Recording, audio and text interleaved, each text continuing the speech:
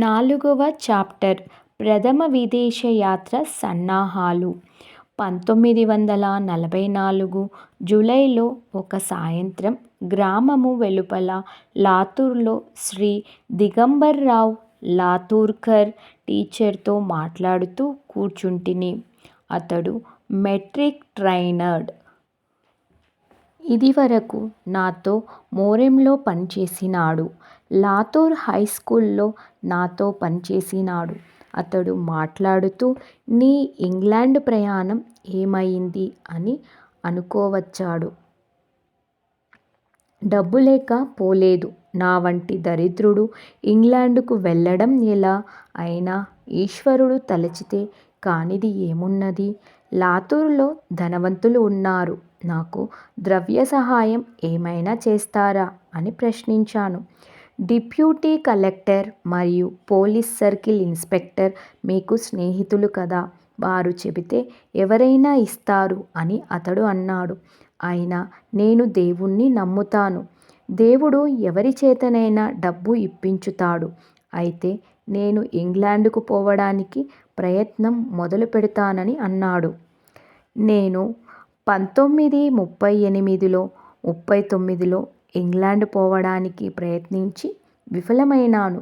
కానీ గ్రేట్ బ్రిటన్కు పోవడానికి ఏ మార్గం అవలంబించాలనో ఎవరికి వ్రాయాలో నాకు అదువరకే తెలుసు. 37/1944 నాడు Thomas Cook and Son Limited Bombay branch వారికి పోస్ట్ కార్డ్ వ్రాసితిని. అయ్యా, నేను విద్యాభ్యాసానికి ఇంగ్లాండ్ వెళ్ళదలచినాను. నాకు పడవ అరేంజిమెంట్ చేయగలుగుతారా అని వ్రాసితిని. వారం దినాలలో థామస్ కుక్ బొంబాయి వారి నుండి జవాబు వచ్చింది. సెప్టెంబర్లో గ్రేట్ బ్రిటన్కు షిప్స్ వెళ్తవని మీ పేరు బుక్ చేసినాము. First class ఉంటవి.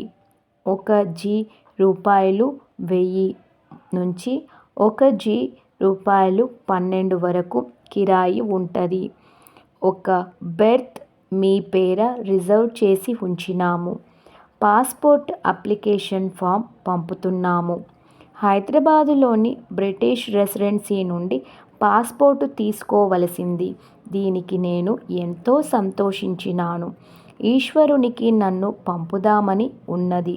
అప్పుడే ఏకాంతంగా దేవునికి మొక్కి కృతజ్ఞతలు చెప్పి పాస్పోర్ట్ ప్రయత్నం, డబ్బు ప్రోగు చేసే ప్రయత్నం మొదలు పెడతానని ఈశ్వరునికి సహాయం చేయమని చెప్పితిని.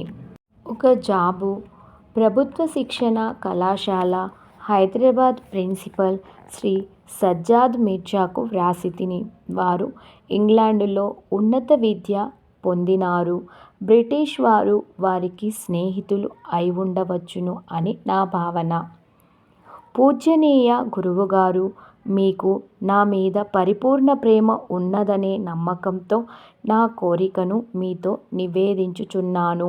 నేను సెప్టెంబర్ 1944 అనగా మరో నెలకు పీహెచ్డీ కానీ ఎంఈడీ కానీ చదవడానికి గ్రేట్ బ్రిటన్ పోదలుచుకున్నాను. ఈ విషయములో నాకు 4 నా శక్తికి మించిన సమస్యలు ఉన్నవి. ఈ సమస్యలన్నింటికీ మీరు దయచేసి హెల్ప్ చేయాలి. మీరు గ్రేట్ బ్రిటన్లో చదువుకున్నారు కాబట్టి అక్కడి యూనివర్సిటీలో దేనికైనా నాకు అడ్మిషన్ పీహెచ్డీ ఆర్ ఎంఈడీ ఇప్పించండి. గ్రేట్ బ్రిటన్లో చదువుకోవడానికి study leave for studies in England ఇప్పించి permission to leave India for United Kingdom తొందరగా ఇప్పించండి. నా జీతం రూ. 110 హలీలు. నా దగ్గర ఏక మొత్తం లేదు. నా దగ్గర లైఫ్ ఇన్సూరెన్స్ పాలసీస్ రూ. 6000 1 ఉన్నవి. రూ. 6000 వడ్డీ లేకుండా అప్పుగా ఇవ్వండి. పాలసీ పత్రాలను గిరివిగా మీ దగ్గర పెట్టుతాను. గ్రేట్ బ్రిటన్ నుండి తిరిగి రాగానే కిస్తుల ప్రకారం మీ అప్పు మీకు ఇస్తా.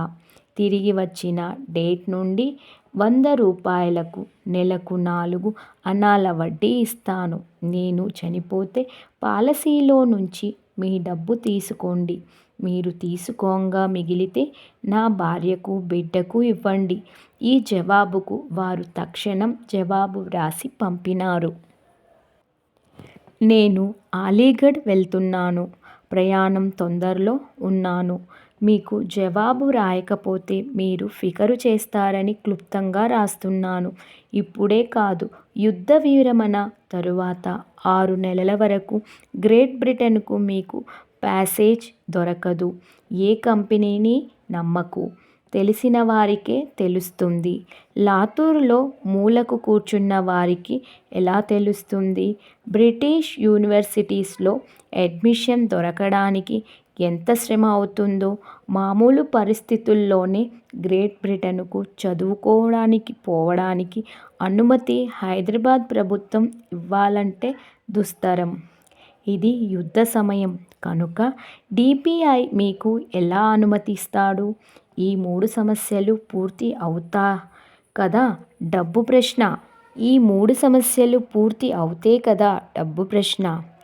ఇంకొక జాబు హైదరాబాద్ నగర పోలీస్ కమిషనరు శ్రీ పింగళి వెంకటరామారెడ్డి గారికి వ్రాసినాను. దీనికి వారు మీకు నేను ఇవ్వలేను.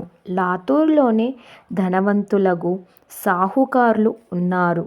మీరు అక్కడనే ప్రయత్నం చేయండి అని రాసినారు.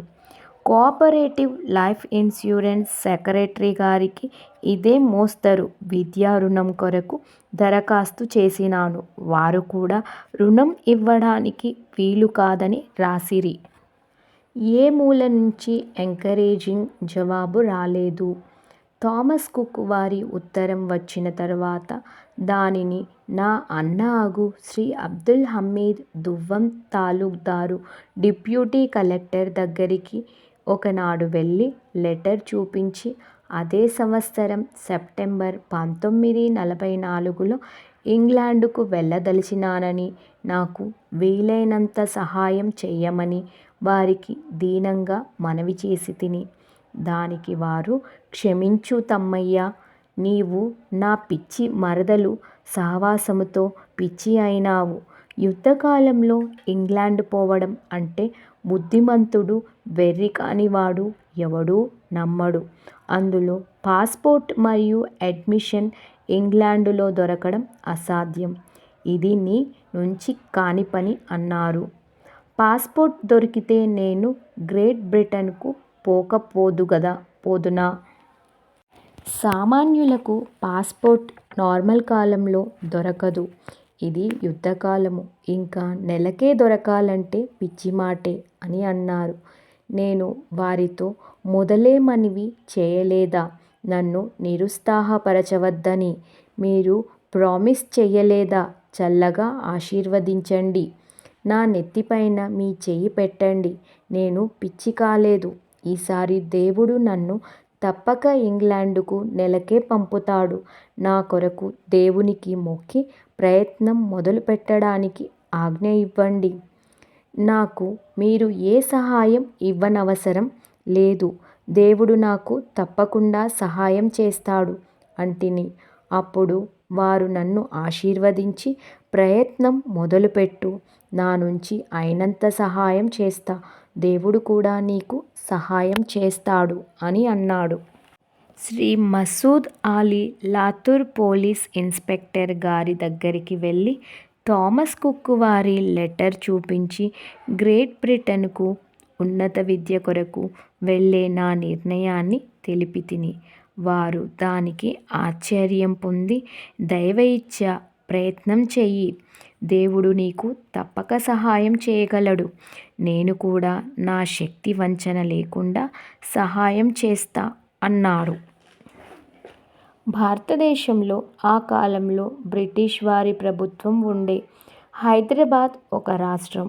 హైదరాబాదు నగరంలో బ్రిటిష్ ప్రభుత్వ ప్రతినిధి ఉండేవారు. వానిని బ్రిటిష్ రెసిడెంట్ అనేవారు. వారు ఉండే చోటును రెసిడెన్సీ బజార్ అనేవారు. పాస్పోర్టు కొరకు ఆ కాలంలో మనం ఉన్న జిల్లా అధికారికి అవ్వల్ తాలూకాదారు లేక సాహెబ్ జిల్లా అప్లై చేస్తే వారు హైదరాబాద్ ప్రభుత్వ హోంశాఖకు పంపేవారు.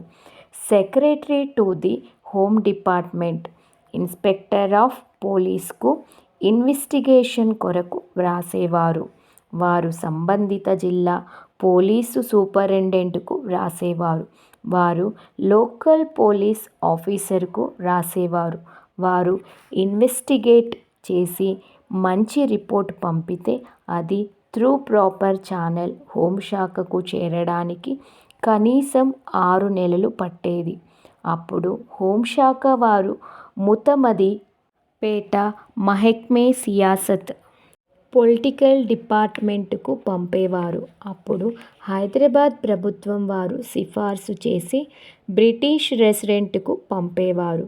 British resident on behalf of victory of India వారు పాస్పోర్ట్ మంజూరు చేసేవారు.